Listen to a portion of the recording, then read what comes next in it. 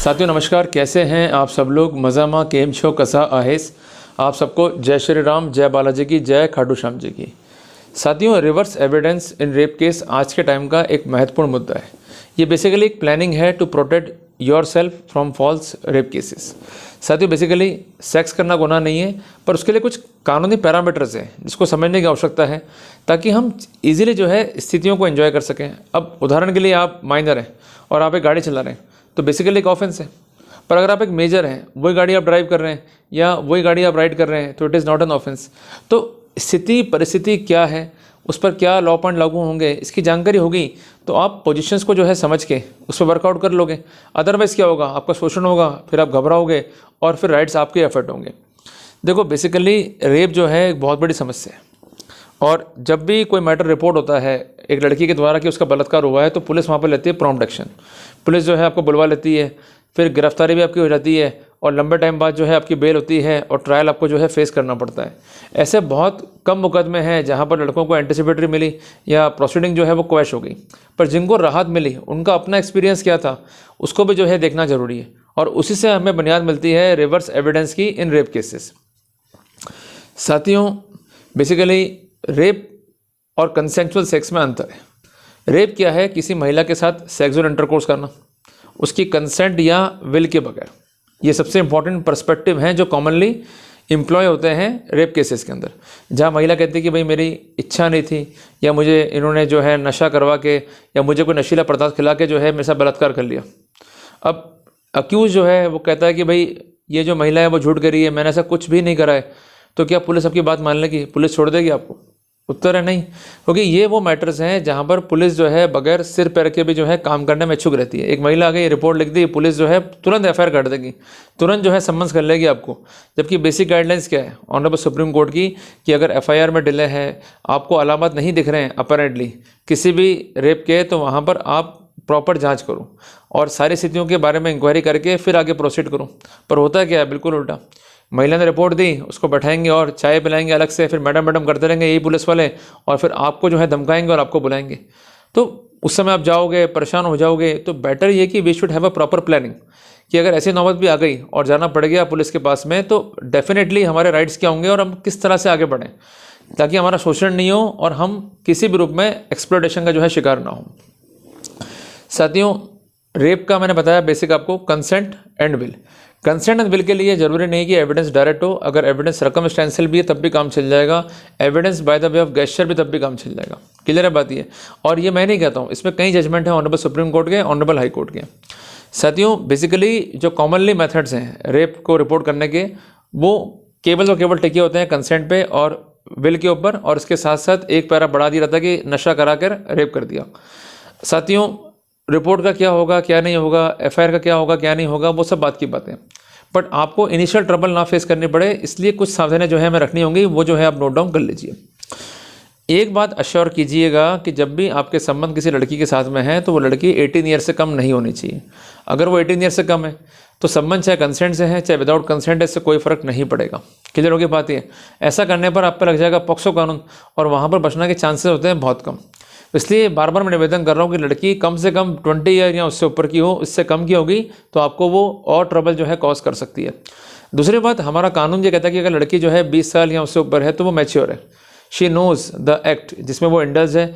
ऐसी स्थिति में यह नहीं कह सकते कि वो दूपीती बच्ची है, उसको पता ही नहीं क्या हो रहा है और अल्टीमेटली जो है बलात्कार हो गया। तो बलात्कार के लिए बेसिस क्या है कि उसको नॉलेज नहीं है समझने की क्या हो रहा है क्या नहीं हो रहा है, या उसकी इनोसेंस का, उसके सीधेपन का जो है फ़ायदा उठाया गया। तीसरी बात है कि लड़की जो है मानसिक रूप से विक्षिप्त ना हो। कई बार ऐसा होता है कि लड़की जो है विक्षिप्त है मानसिक रूप से, आपको लगा कि भला हो जाएगा, उसका भला हो या नहीं हो पर आपका बुरा जरूर हो जाएगा। कानून में पोजीशन ये भी है कि if she is not enjoying the best of her health, वो अनसाउंड माइंड की है, डिसीजन ले सकती नहीं है, मंदबुद्धि है, तो वहाँ नुकसान जो है आपके लिए हो जाएगा। चौथी इंपॉर्टेंट बात यह है कि जब भी हम कोई रिलेशनशिप रखे हुए हैं तो हम लोग एविडेंस को रेडी करते नहीं है। प्रॉब्लम क्या आती है कि जब कोई ना कोई मुकदमा हमारे पर होता है, खासकर झूठा रेप केस, तो वहाँ पर चूंकि रिवर्स एविडेंस नहीं होती है तो वहाँ पर फंसने की पॉसिबिलिटी जो है बढ़ जाती है और हम डिफेंड नहीं कर पाते, हम रोते रह जाते हैं, बोलते रह जाते हैं, पर कोई नहीं सुनता है हमारी। मैं बार बार कहता आ रहा हूँ, आज फिर से कह रहा हूँ, सुन लेना और गांठ बांध लेना कि आपको 2 फ़ोन रखने हैं। एक फ़ोन रखना है अपने बिजनेस के लिए, जिससे व्यापार आप कर रहे हो। एक फ़ोन रखना है आपको अपने पर्सनल काम के लिए, जैसे मान लीजिए कि आपका कोई फैमिली है, उसमें आप डील कर रहे हो, तो उसके लिए पर्सनल फ़ोन यूज़ करो। आपकी गर्लफ्रेंड है, आप साथ घूम रहे हो, लव चैट्स है, पर्सनल फ़ोन यूज़ करने का है। उसके लिए बिजनेस फ़ोन यूज़ नहीं करना है। प्रॉब्लम क्या हो जाती है कि हमारे दोनों स्थितियाँ जो हैं आपस में मिक्सअप हो जाती हैं और हमें ही परजुरी कॉज होती है। तो बेटर इज़ दैट कि we should have different phones, ताकि कोई भी एविडेंस है उसको प्रिजर्व करना है, हमें कोई दिक्कत ना आए। क्लियर है बात ये? तो उस पर्सनल नंबर में कोई भी ग्रुप नहीं होने चाहिए, ग्रुप कम से कम होने चाहिए, ताकि डाटा फैच करने में जो है ईजी रहे। इसके अलावा आप बैकअप जो है बना के चलिए डाटा का। इसके अलावा कोई फोटोग्राफ्स है या कोई डॉक्यूमेंट्री एविडेंस है जो शो करते कि आप लोग साथ साथ घूम रहे हैं या आप लोग कंफर्टेबल जीवन जी रहे हैं, तो उसका प्रॉपर जो है डाटा मेंटेन करना पड़ेगा अपने को। तो मोटी मोटी बात यही है कि आपको डिवाइस जो है उसका सिलेक्शन करना आना चाहिए और डिवाइस जो है अपने को 2 रखने हैं। साथियों, इसके साथ साथ महत्वपूर्ण बात यह कि जो भी खर्चे आप लड़की पे करते हो, वो शुरुआत में करती क्या है कि आपसे प्रेम मोहब्बत करती है, साथ साथ घूम भी रहे हो, वो कई खर्चे जो है करवा देगी आपसे। उदाहरण के लिए, मुझे फ़ोन ले दो, मुझे कोई ना कोई गहना ले दो, मुझे कोई इंपॉर्टेंट चीज़ खरीदनी है जो बहुत वैल्यूबल है, जो मेरे लिए है, मैं ले सकती नहीं हूँ, पर आपको लगता है कि भाई इसको ले देंगे तो हमको और अच्छे से ये केयर करेगी, हमारा और अच्छा जो है ध्यान रखेगी, तो आप और खर्चा करते हो उसके ऊपर। तो वो खर्चे करवा रही है आपसे। बेसिकली उसके लिए तो आप एक ATM मशीन हो, जिस दिन वो मशीन बंद हुई तो वो उठा के बाहर फेंक देगी मशीन को। तो जो भी खर्चे आप कर रहे हो उसके लिए एक अलग खाता मेंटेन कर लो, एक अलग सेविंग खाता पैसा ट्रांसफ़र करने का। और जो भी खर्चे आप कर रहे हो, चाहे आप उसके लिए गहने खरीद रहे हो या कोई आप जो है उसको कोई वैल्यूबल लेके दे रहे हो या कोई अन्य खर्चे कर रहे हो, मान लीजिए क्लोथिंग पे खर्चे कर रहे हैं या अन्य खर्चे कर रहे हैं, वो सारे खर्चे उससे करने के हैं और उसका बिल जो है समेट के आप रखो और उसका डॉक्यूमेंट्स मेंटेन कर लो, ताकि लपड़ा बाद में हो जाए तो कम से कम ऑथेंटिकेशन रहेगा, भाई इस लड़की ने मुझसे इतना खर्चा करा लिया, आज ये करीब मेरा बलात्कार हो गया, पर जब ये आराम से घूम रही थी ये खर्चे मुझसे करवा रही थी, और जो मैंने शॉपिंग्स करी है इसके लिए, जो मैंने खर्चा करा कॉस्मेटिक में, वो भी तो इंपॉर्टेंट है ना। तो जब एविडेंस प्रॉपर होगा इस तरीके से तो आपको इजी रहेगा। इसके अलावा जो चैटिंग्स आपके बीच में हो रही है उसको जो है मेंटेन करते हुए चलो। कई बार लड़की गलती है होशियारियाँ कि वो लगाती हैं टाइमर कि मैसेज जो है हो जाए डिसअपियर, तो उसको जो है आप क्लोज कर दो और कोशिश ये करो कि मैसेज जो है आपके डिसअपियर ना हो, और टाइमली जो है आप जो चैट्स है उसको एक्सपोर्ट भी करते रहो। और इसके अलावा आप साथ में घूम रहे हो, कहीं जा रहे हो, तो फ़ोटो जो है ज़रूर खिंचवाओ, फेसबुक पे जो है ज़रूर अपलोड करो, डाटास को जो है मेंटेन करते हुए चलो। अदरवाइज़ क्या होगा, दिक्कतें हमको आ जाएंगी बहुत। और महत्वपूर्ण बात है कि इसके प्रोफाइल से अपलोड करो और आपको टैग कर लो। भाई धोखा एक बार हो सकता है, 2 बार हो सकता है, एक्सटॉर्शन 1 बार 2 बार हो सकता है, बट लड़की का बार बार ही कहना कि बेटा धमकाया जा रहा था, मैं डरी हुई थी, मैं सहमी हुई थी, तो ये बात जो है चलेगी नहीं। भाई ज़रा सोचो कि वो सेक्स भी कर रही है, मज़े भी ले रही है, आराम से घूम भी रही है और सब काम वो कर रही है, तब वो डरी नहीं थी। पर जब मुकदमे की बारी आ गई तब वो डर गई थी, इसलिए वो देरी हो गई और अल्टीमेटली जो है फंस गए। तो ये बेसिक डॉक्यूमेंट्स हैं जो हमको मेंटेन करते हुए चलने पड़ेंगे, बेसिक प्रोटोकॉल हैं जो हमको फॉलो करते हुए चलने पड़ेंगे, अदरवाइज हम जो है मारे जाएंगे। तो रिवर्स एविडेंस का प्रयोजन ये नहीं है कि हम गलत करें और बच जाएं। इसका प्रयोजन क्या है कि बेसिकली अगर झूठे मुकदमे हों तो हम बच के निकल जाएं, और बचना आपका अधिकार है। Right to defend is your fundamental right. Please listen carefully and follow my words. तो इसलिए आपको जो बातचीत आपके बीच में हो रही है उसकी रिकॉर्डिंग मेंटेन करनी है, जो चैटिंग हो रही है उसका पूरा डॉक्यूमेंटेशन मेंटेन करना है। इसके अलावा कोई आपसे सामान मंगा रही है वो, या आप उस पर अन्य खर्चे कर रहे हो जैसे कि घुमाने ले गए या खर्चे कॉस्मेटिक के या उसको ले गए ब्यूटी पार्लर, वो सारे खर्चे उसी अकाउंट से करने हैं आपको, ताकि ऑथेंटिकेशन रहे, उनके बिल मेंटेन करो। कहीं आप घूम रहे हो तो उसकी फोटोग्राफ मेंटेन करो, कहीं आप घूमने विशेषता जा रहे हो तो उसकी कोई टिकट से आपने बुक करा दी या कोई अन्य खर्चे आपके हो रहे हैं, तो वो सारे खर्चे आपको अकाउंट से करने हैं। कोई भी खर्चा जो है आपको कैश में नहीं करना है।